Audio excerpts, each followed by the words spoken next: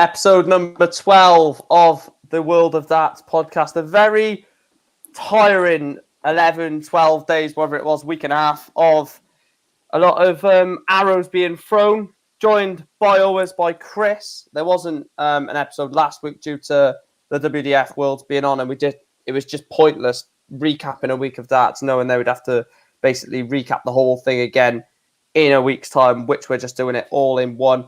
So expect this to run on until midnight. Only joking. Thanks for joining us, Chris. And I know exactly what you're going to say, but how are you? Yeah, I'm all good. How about yourself? Yeah, not bad, not bad.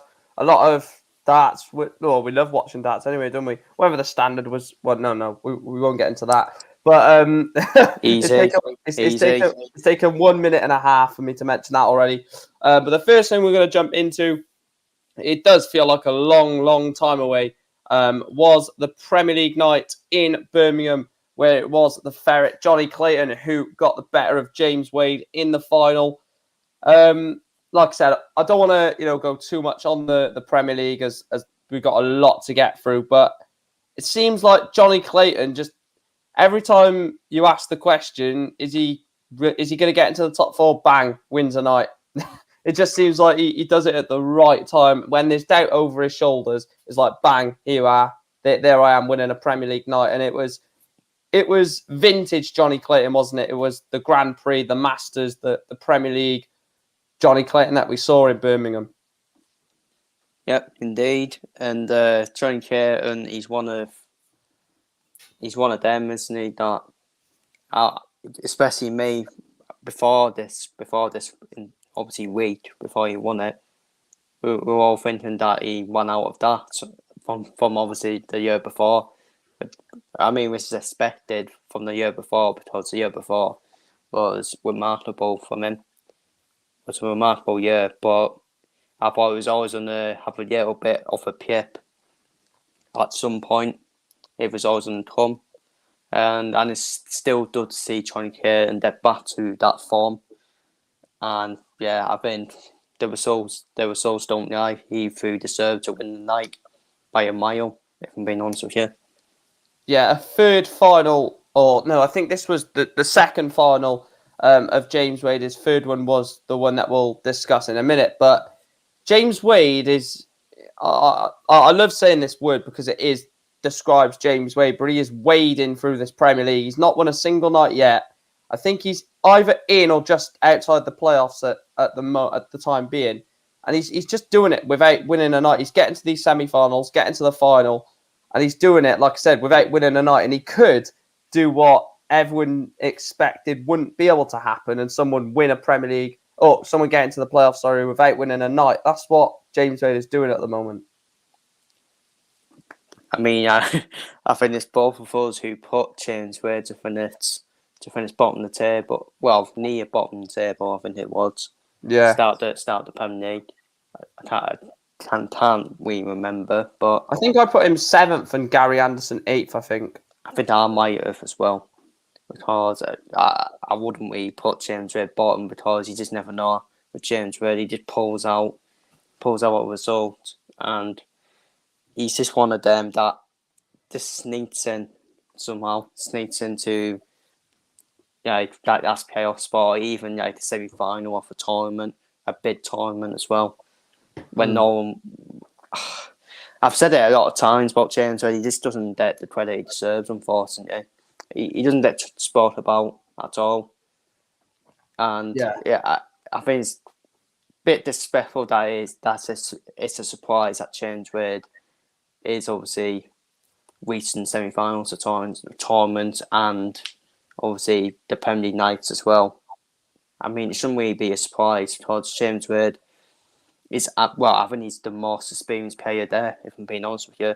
If you look at the players, there, he's been there since Phil Taylor and Barney days, the good old days with John Hart and Fifth Rock Mardo, who always finished bottom. Who always finished bottom of the table every year he was in the Premier League. So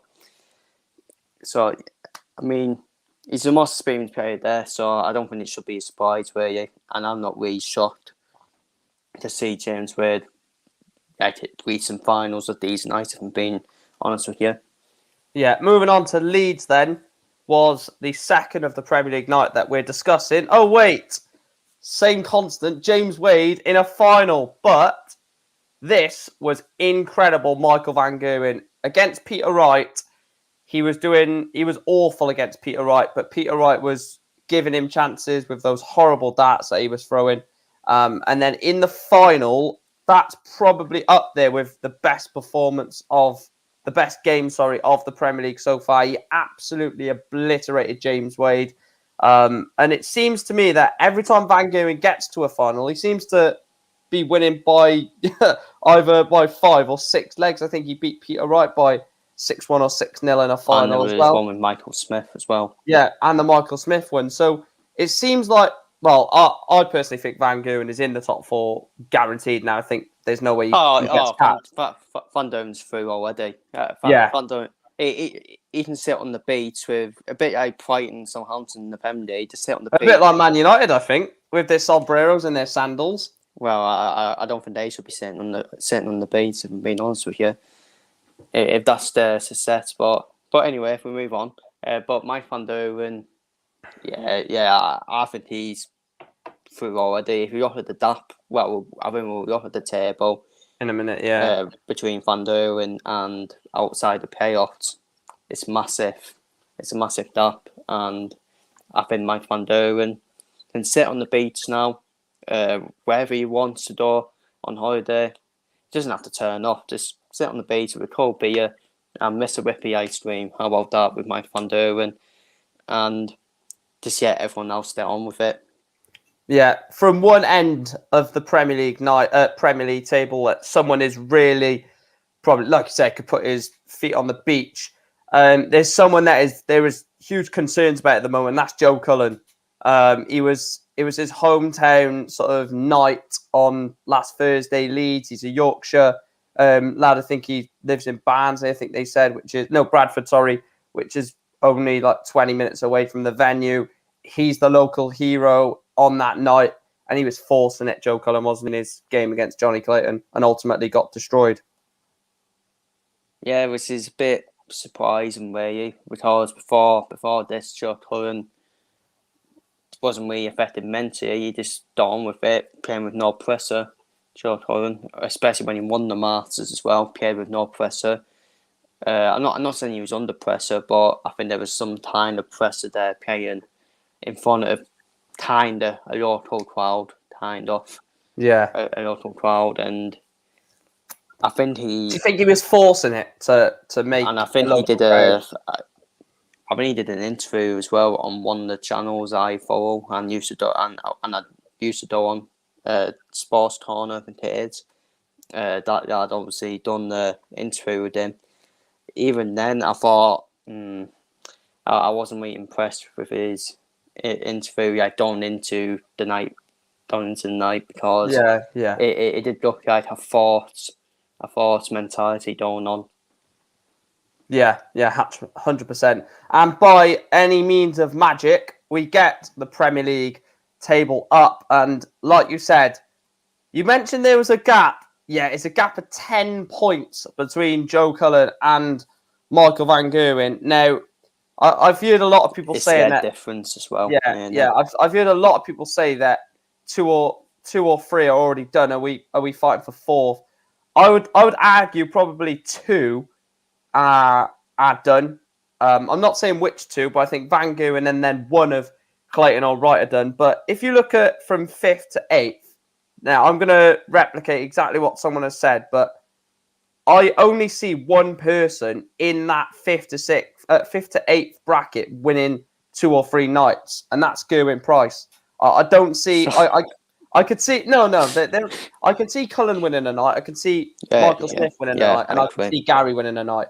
I can't see one of them winning a night and backing up with winning a night again, and that's the worry. I think it may be the top 5 the top 4 plus Price that are battling for that playoffs.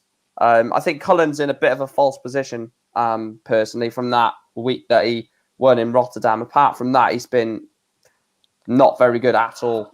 The thing is with Cullen, though, he didn't exactly play well either. He hasn't really been playing well in the Premier League, that is. Yeah. Because even when he won the night, he didn't play well throughout the night at all.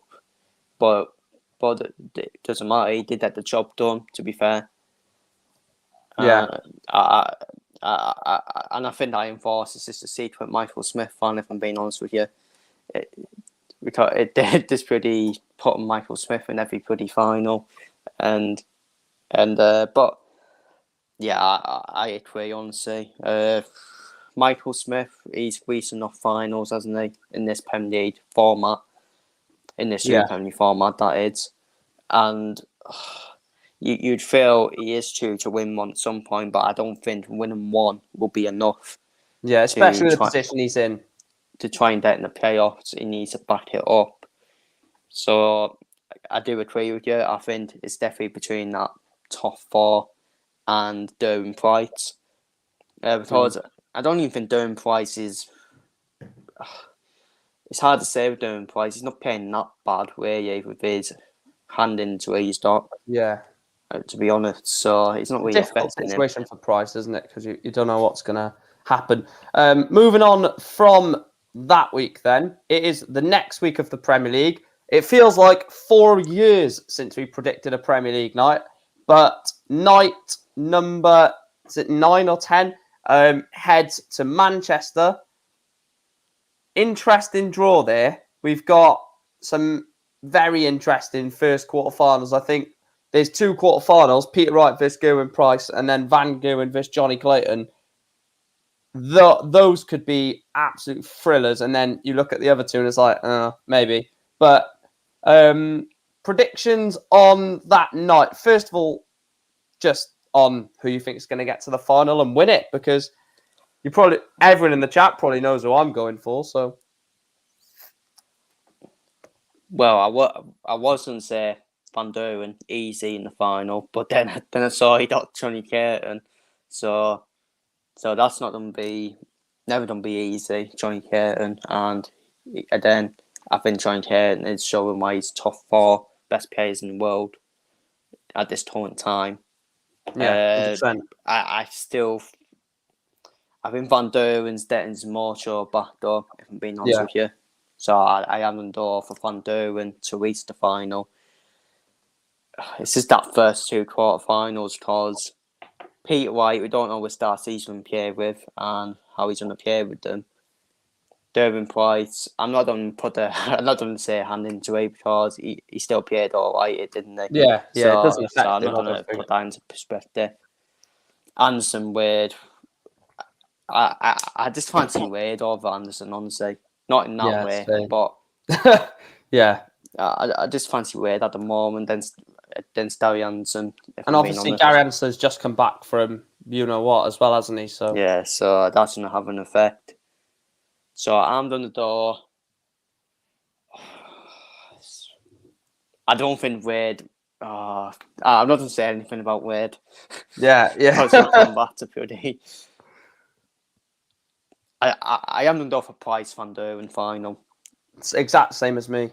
I just think Price is not going to let that injury affect him, if I'm being honest with you.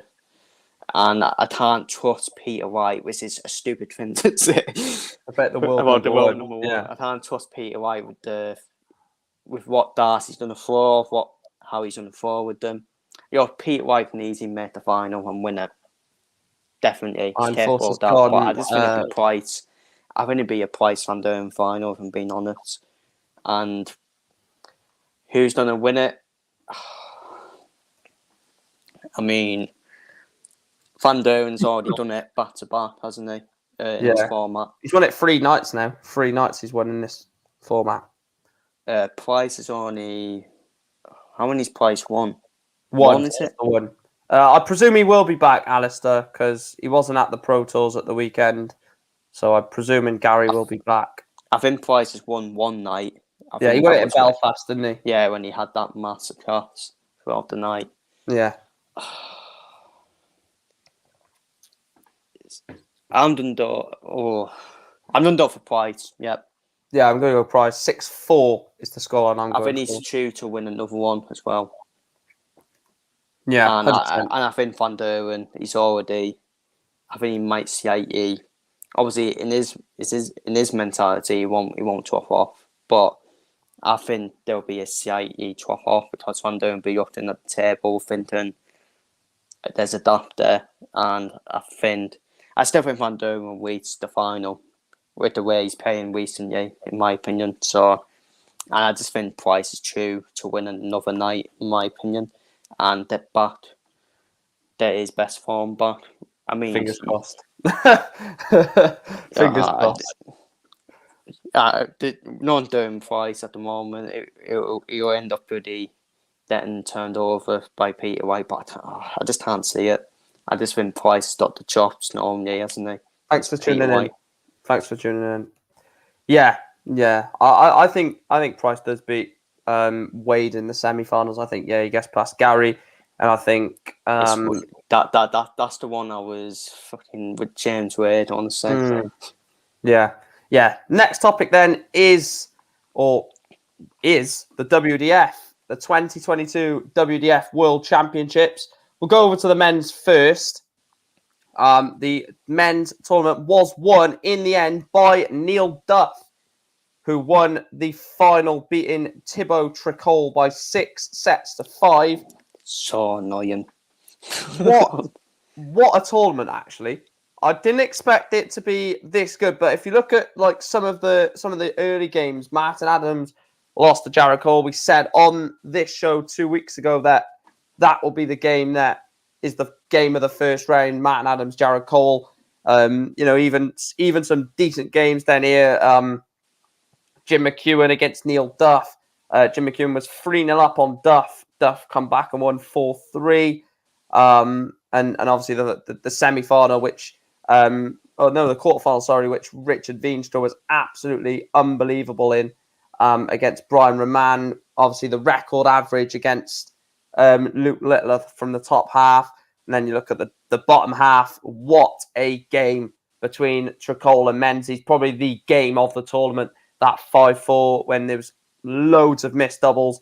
But in terms of the men's sort of tournament, obviously you watched a lot more of it than me. I think you probably nearly watched all of it, to be truthfully honest. But what did you think of the tournament overall? Just about the darts, because we'll sort of overview the WDF in the whole of the men's, women's, boys, girls as a tournament overall. But just on the dartboard for the men's side of it, what was your thoughts on it? I think the men's was an unpredictable winner, to be fair. Yeah. Because no one was really looking at Neil Duff, and Neil Duff, fair play to him, he backed himself to win it, and he did, round, yeah, and he's backed it up. We may as well call him the WDF Peter White. So but because Peter White says he's going to win something, doesn't he? Very unpredictable throughout the tournament, because I don't think there was going to be a clear winner. Obviously, I was hoping to take my Feenstra prediction right. I almost got my final prediction right, but fair play to Neil Duff. Feenstra was all right, but Neil Duff was this completely different level compared to Feenstra.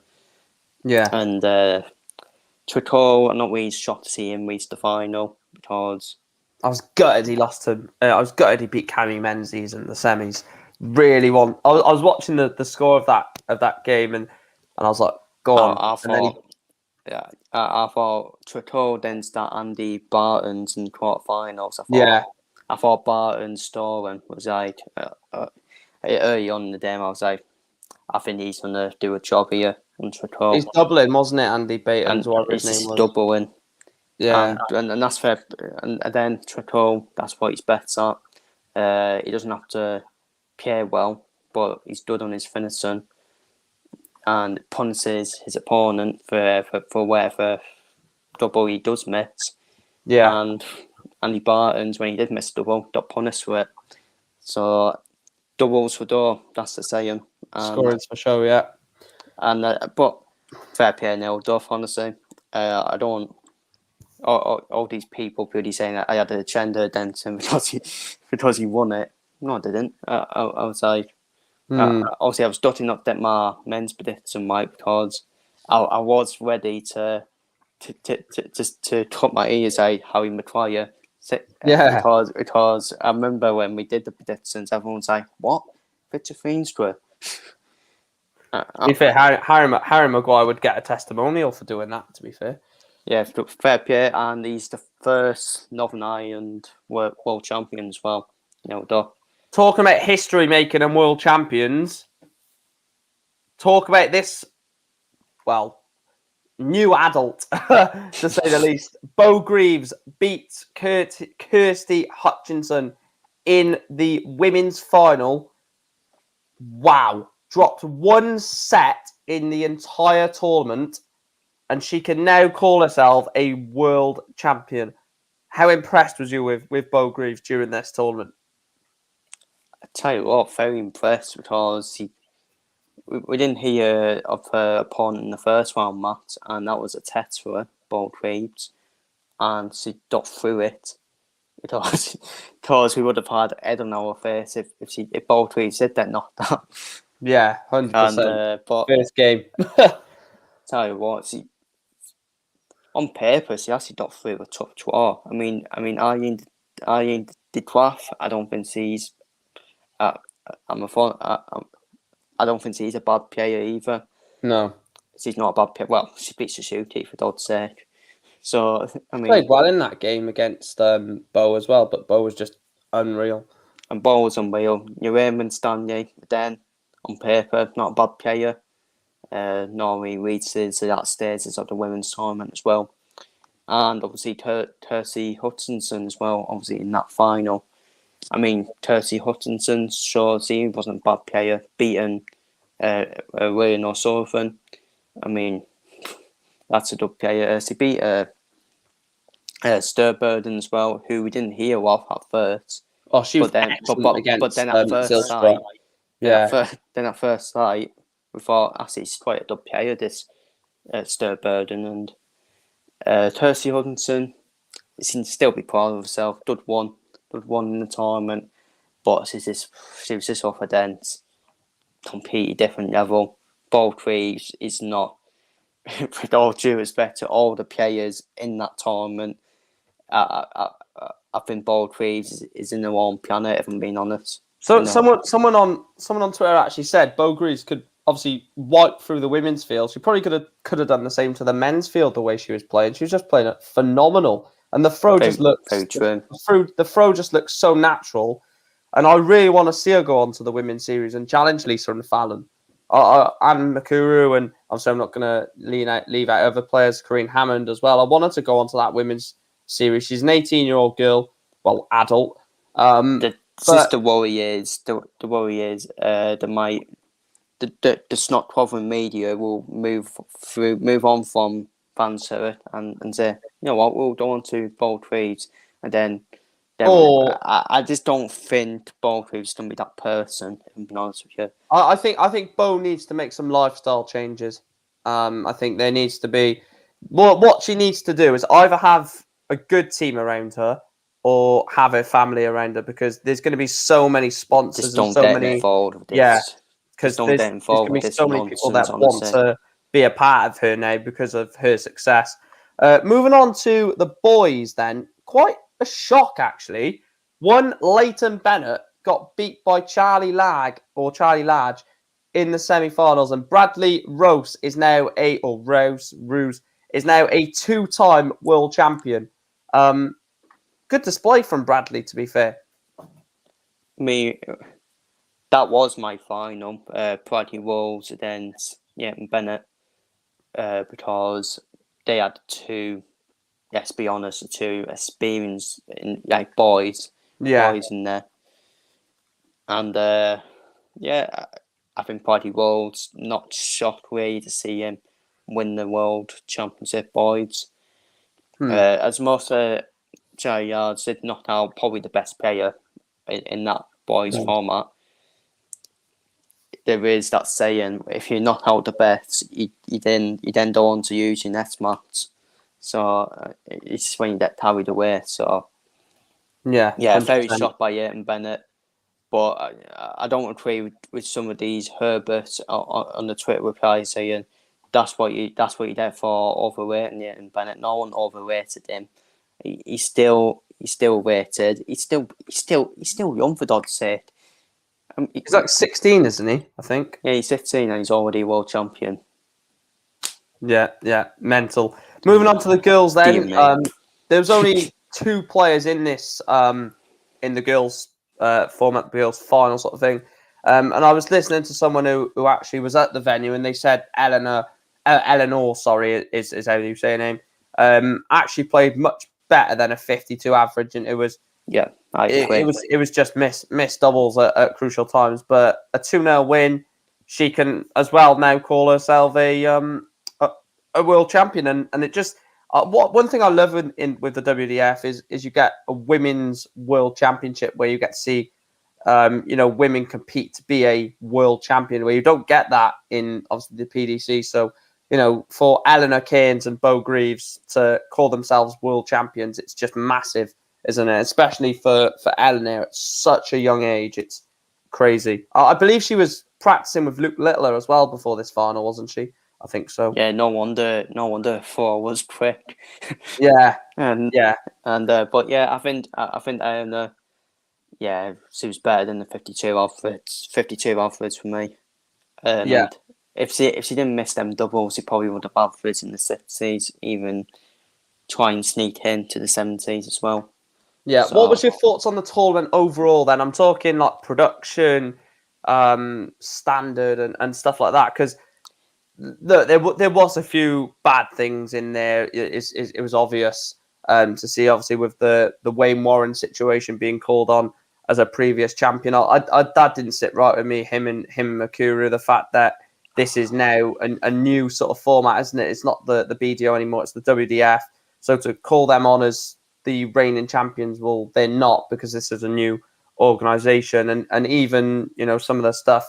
Like, I'll get your thoughts in a minute, but another thing that really irritated me is on the opening day, either the opening day or the Sunday, there was barely anyone there, and the camera panned to the crowd, and I'm like, no, if you're gonna try and publicize something or sort of put something out there, you don't show something that is a bad thing. That's the worst thing you do. You don't say, by the way, we're trying to build this new organization. Look at the empty seats behind us. It's just not a good marketing sort of. And it's not a good start either.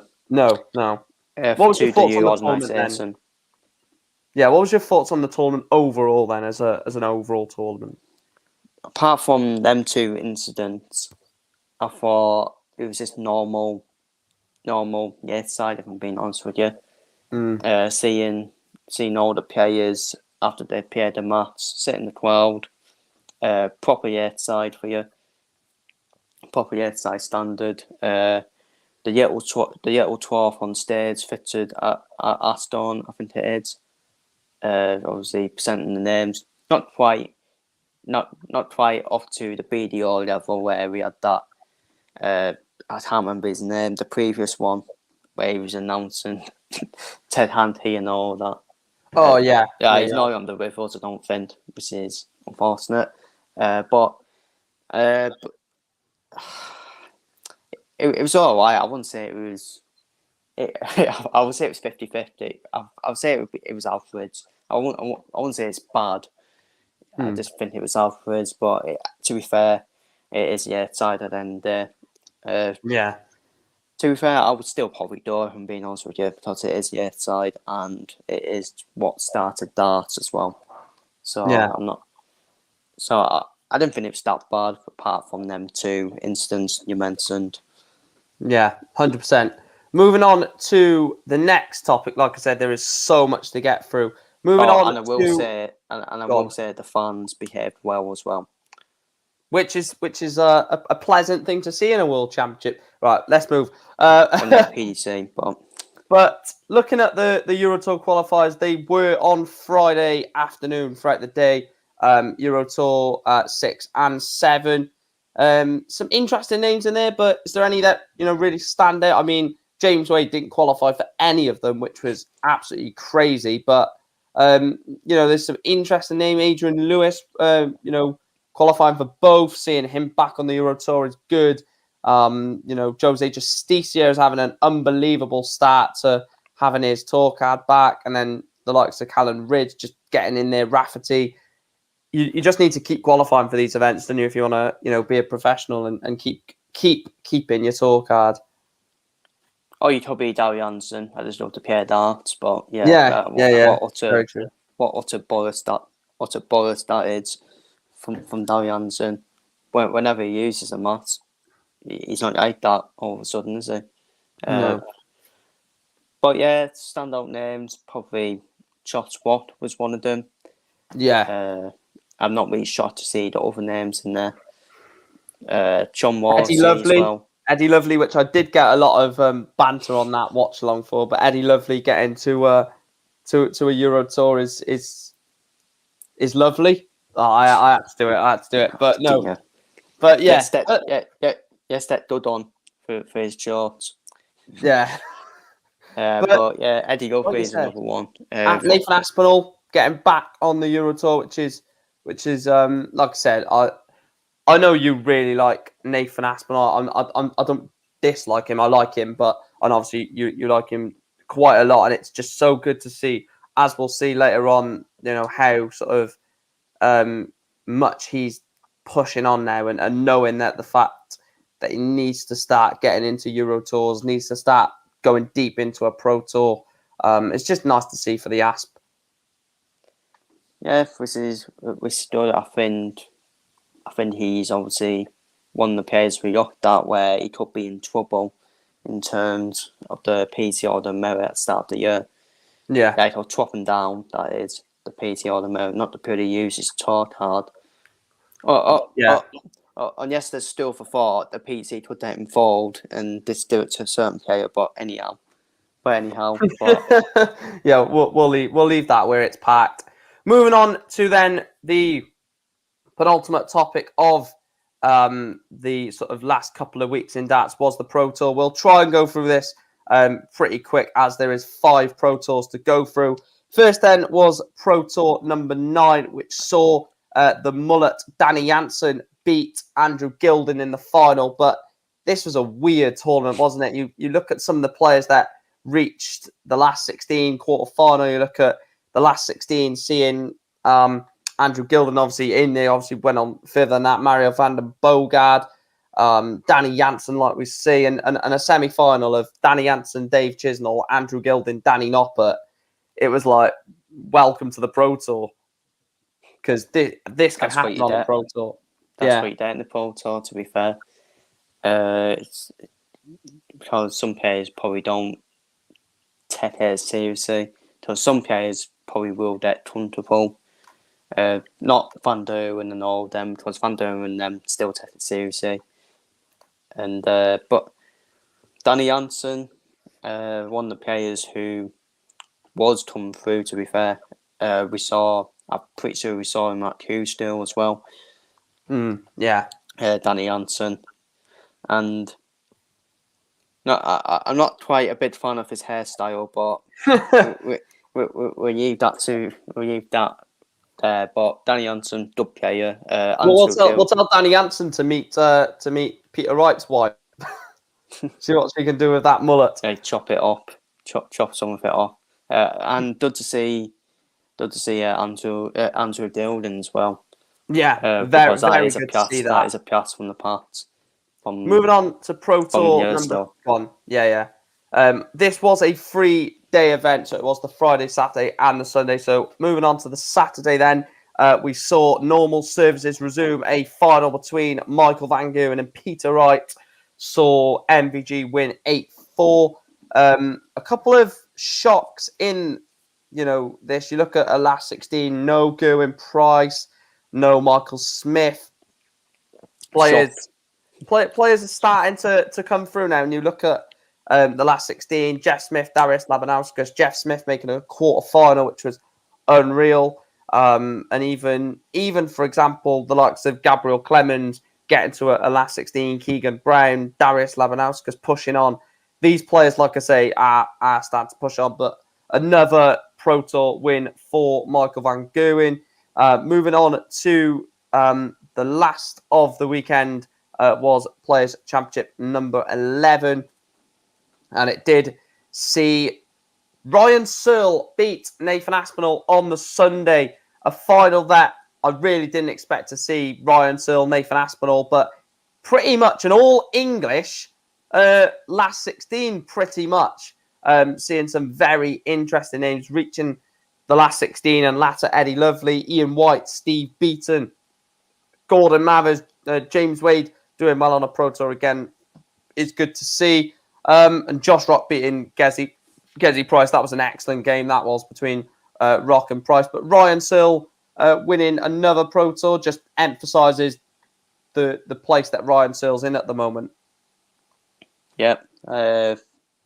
Ironically enough, two players I do like as well in the final, Ryan Searle and Nathan Aspinall. Obviously, I like Ryan Searle even more, with what you told us about his left eye. Oh yes, I completely, I didn't even know at all. Yeah. So having people like him even more now, Ryan Searle.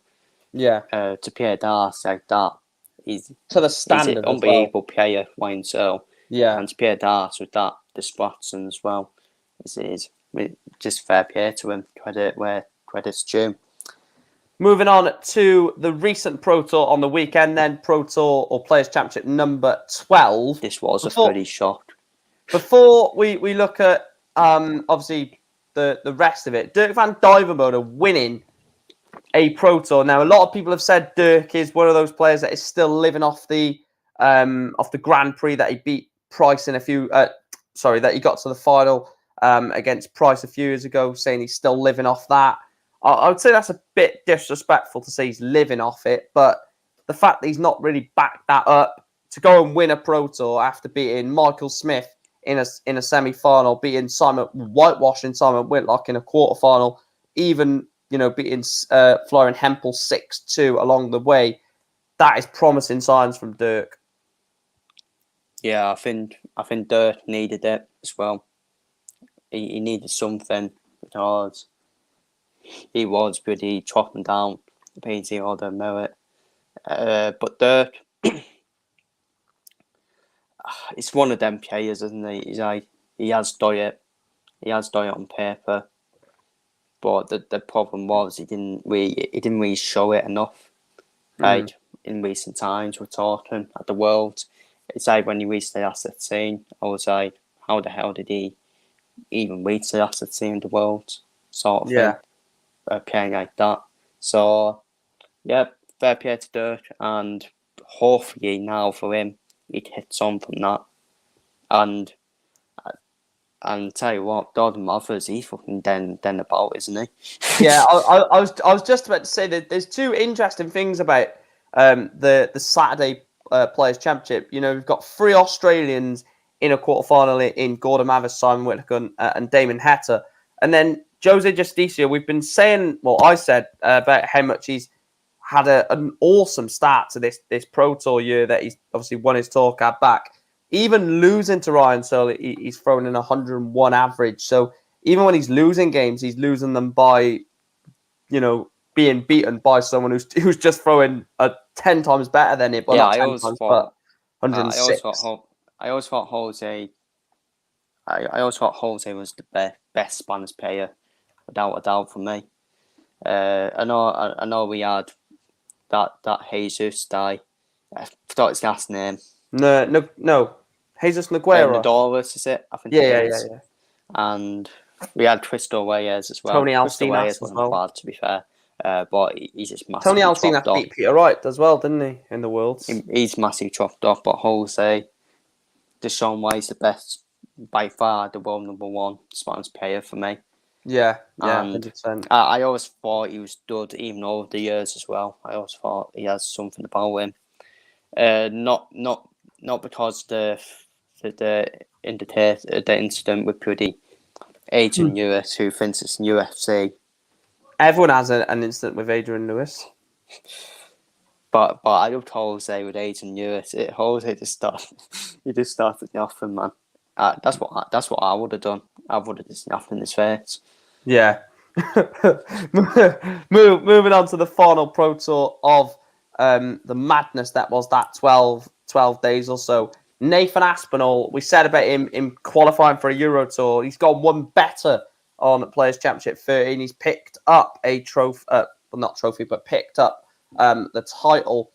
But these Pro Tours now are starting to get really, different. You're seeing Scott Waits, Martin Claymaker, Matt Campbell, Martin Lupin, Jake Jones, even, looking down the list, Scott Mitchell, Mickey Mansell. Nathan Aspinall getting a win, but how nice is it to see like Matt Campbell reach a final, his first ever PDC final? But obviously, your man Nathan Aspinall picked up the last Pro Tour of the 2 weeks. I won it. 2 players in the final away as well. Matt Campbell, it was coming for me. He needed to do. Matt Campbell needed to. Cheers, Yankee. Matt Campbell needed to show what he was about. Because I think everyone does hype him up, including myself, and he needs to show what he's made of, and he did in this Pro Tour, reaching the final. But Nathan Aspinall, I think he's now starting to be in the right place, but an easy change at one point. But hopefully it continues for Nathan Aspinall, and this up back into the top 16 of the PCL America, because I know he's just outside from what I last checked. Moving on to the final topic then, a topic that was released in the last couple of days, I think the last day or so, was the 2022, I'll show you here, 2022 World Series of Darts stars named, going down on just giving you the representation. So they've released the confirmed fields for all of the events so far. So the World Series of Darts Players Fields, the US Darts Masters, Peter Wright, Gerwin Price, Michael Van Gerwen, Fallon Sherrock, James Wade, Michael Smith, Gary Anderson, Johnny Clayton, which will be joined by Danny Baggish, Jules Van Dongen, Jeff Smith, Matt Campbell, plus 4 CDC qualifiers. Then it is the Nordic Darts Masters, Peter Wright, Gazzy Price, Van Gerwen, Sherrock, Wade, Smith, Anderson, and Dimitri comes in for Johnny Clayton, which will be joined by Anderson, Labanauskas, Rasma, and 5 PDC Nordic Baltic qualifiers, I think that is. Then the Dutch Masters. First of all, I don't know why they're going to Holland when we've already got a lot in Holland. We'll talk about that in a minute. But Peter Wright, Price, Van Gerwen, Sherrock, Wade, Smith, Dimitri, and Vandenberg.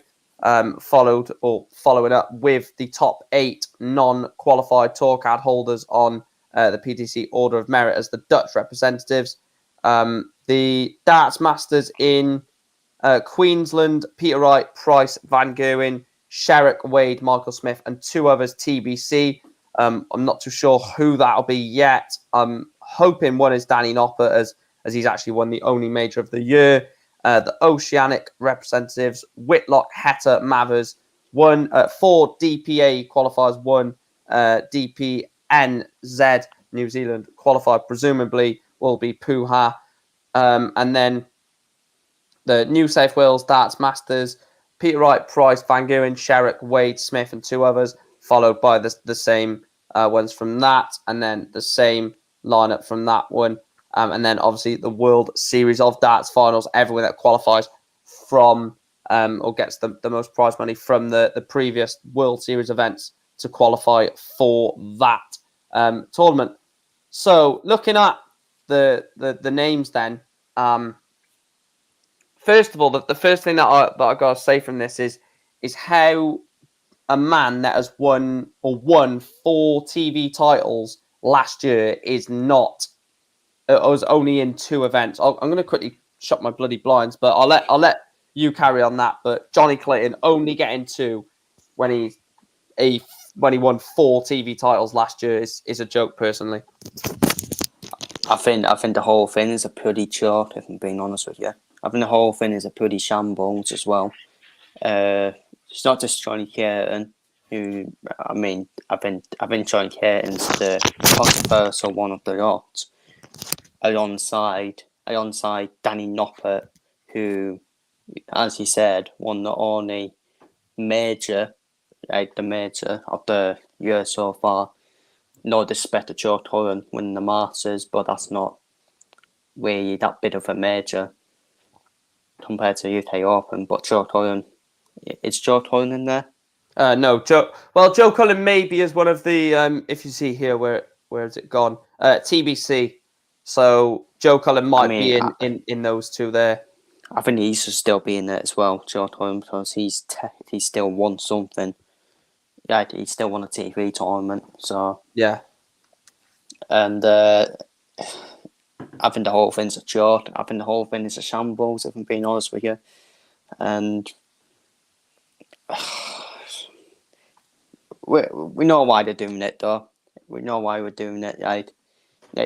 Let's not sit on the dirt fence with spinners up our backside. We all know they wanted. I think they even said they wanted that. Obviously, fan service in these events. Yeah, they said it in the interviews many times. It's a marketing tool, isn't it? We want fan service to appear in these events. It's a marketing tool. It's just we know you're gonna get. And look, to be fair, normally I'm very vocal on Fallon and things being wrong, but I'm the only reason I'm gonna back this is because it's not a ranking event. It's not just putting it in the Premier League. It's just an exhibition, and the thing is, the World Series is only there to sort of show other parts of the world. It's just a random event from nowhere, honestly.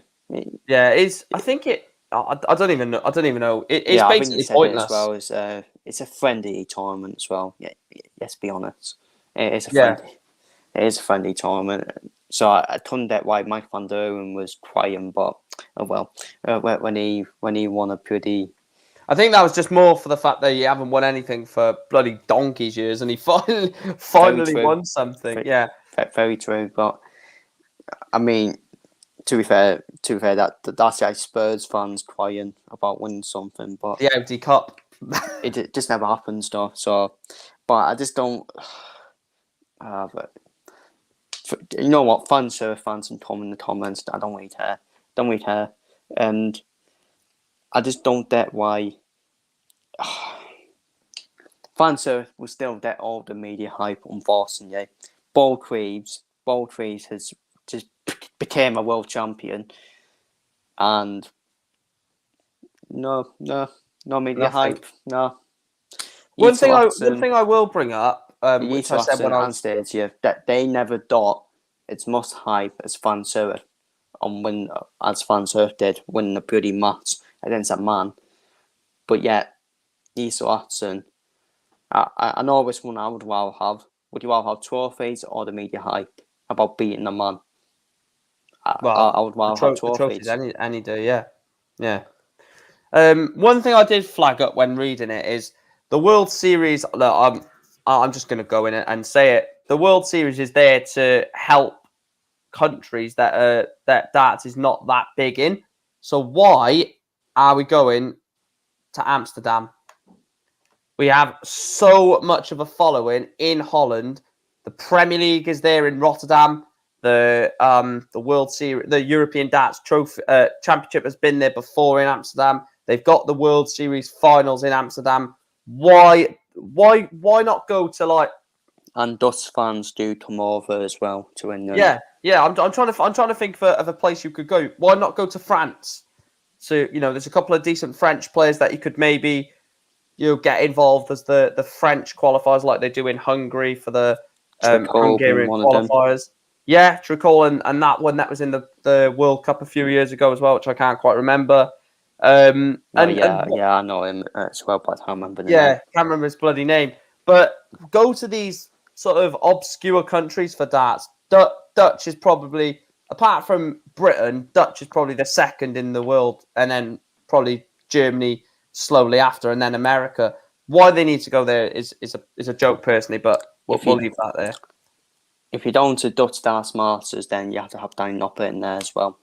Oh, I think Danny Noppert will be in the Dutch Darts. I think you should have been in every one personally. If you're going to showcase what the PDC have to offer, you should be showcasing the fact that if you win a major, we'll take you on a world tour to Australia, America, Get Holland. up the Dutch Darts Masters then, because I don't think it said. I don't think it said top card holders. I think it said 8 non-top card holders. Oh yes, it did. Yeah, it's 8. Yeah, it's so he won't be there. Shambolic. It is shambolic. I just realised. Yeah, as soon as you mentioned what you That's thought, why I mentioned Danny Noppert. Yeah. Oh dear. Oh, what are they doing? 8 non-tour card holders. And Danny Noppert, obviously, Danny Noppert obviously has a tour card. Yeah. So maybe we might see the likes of Jelle Klassen in it then, potentially. Wish I won't be a dance, but trying to think of anyone else. I'm not being funny. Jelle Klassen, he's done the pace out for years. He's done the pace out for years, and they need that players who are non-tour card holders above Jelle Klassen in it. And he nearly got beat by that Mark Rice as well, didn't he? Yeah, who just looked like a pub player, if I'm being honest with you. Yeah, we won't go there. But anyway, that I don't know how we've managed to do that in less time than we do other podcasts when we've got less topics to talk about. It just shows how much of a waffle as we can be. But because I just get straight to the point. Yeah, to be fair, we have pretty much done it as quick as I planned it out to obviously be. Being on the if we did have fans in the on the Puddy podcasts. Yeah. Well, I think my estimated time at midnight would probably be right. Actually, no. In all seriousness, that would just be an argument. We wouldn't get any concrete answer. It'd be like no, yes, no, yes, no, yes. But anyway, where can people find you first of all? And obviously, thanks for coming on yet again. Pleasure as always, and find me on YouTube at Chris Wells, where I'm doing 3 mode and 1-to-1 at the moment. Yeah, thanks for tuning in yet again. Everyone in the chat as well, thanks for tuning in, getting your questions and thoughts in. I will be live probably around 7:30, 8 o'clock for the season finale of the Newport Career Mode on YouTube. So please, if you're watching this live, absolutely beep. No pressure. No pressure, no. Not. I'm gonna have like people in the chat saying no pressure, no pressure, no pressure, which I'm gonna fumble under. But anyway, thanks to everyone in the chat. Thanks to Chris for another successful podcast. We will see you same place, same time next week. No cancellation or no postponements, as you know, there'll be no like tournament in the way. Hal says, "Good lads, thank you for tuning in, Hal." Like I said, next week we'll be back normal time, as there'll be no tournament in the way of the podcast. How dare them have a world championship to stop us having a natter about that? How dare them? But anyway, thanks to everyone for tuning in. Thanks to Chris, and we will speak to you shortly.